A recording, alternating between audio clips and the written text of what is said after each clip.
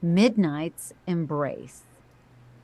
In a sleepy town where the stars hung heavy in the sky, Sarah stood by her window, gazing out at the quiet streets. It was nearing midnight, and the town, as always, felt like it was holding its breath. The world outside seemed frozen in time, as if awaiting the moment when all would shift. Sarah's heart beat a little faster, for she had always felt a strange connection to the hour when the clock struck 12. She was an artist, not just in craft, but in spirit, one who saw beauty where others saw none, and this quiet town was her canvas. But tonight felt different. As the hands of the clock inched toward 12, there was an electric stillness in the air, a sense of something that could not be explained. At the stroke of midnight, the town came alive in a way Sarah had never witnessed. The streets, empty just moments before, were now filled with ethereal figures, their forms translucent and glowing faintly under the pale light of the moon. Spectral dancers, dressed in flowing garments that shimmered like mist, moved silently through the streets. Their movements were fluid, graceful, like something between a waltz and a whisper. It was as if they were painting the night with every step, weaving a tale in the air with their every twirl. Sarah felt her breath catch in her throat. She wasn't afraid, no, it was more like awe, an inexplicable draw toward them. These figures, these ghosts of the night, were not haunting. They were beautiful. As they danced, the moonlight seemed to bend around them, casting long shadows that swayed in time with their movements.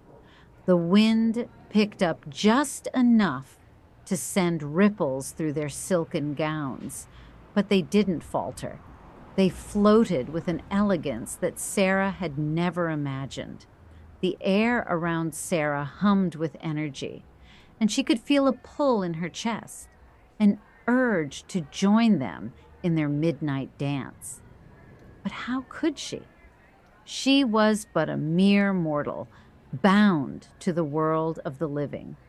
Yet, something deep inside her whispered that tonight was different, that she was on the edge of something extraordinary. Without thinking, Sarah grabbed her sketchbook and rushed outside. The cold night air hit her face, but she didn't mind. The dancers were fading into the mist as she approached, but she was determined. She found a place where the moonlight broke through the trees, casting a soft glow on the ground.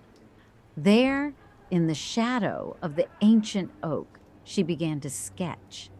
Her pencil moved as if guided by an invisible hand, capturing the swirling elegance of the dancers, their faces a blur of light and shadow. The scene on her page began to take shape, not just as a mere replication of what she saw, but as an embodiment of something more, a convergence of darkness and light, of fear and hope.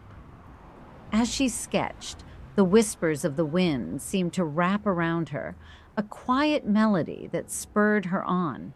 She could feel the energy of the night infusing her work, the grace of the dancers, the chill of the night air, and the soft glow of the moon.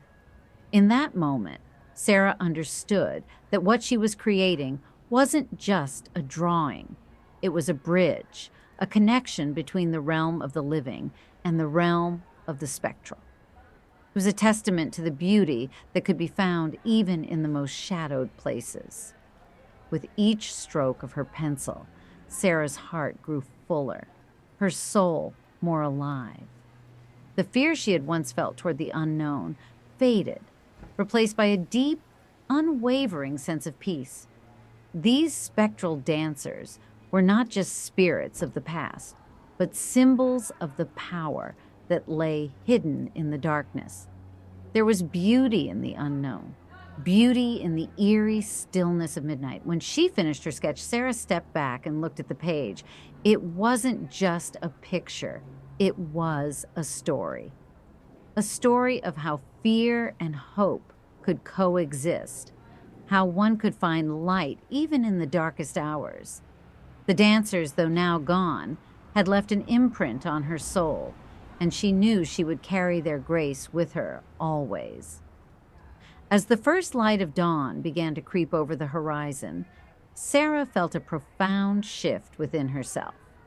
Midnight's embrace had shown her that beauty wasn't just found in the bright, the obvious, and the known.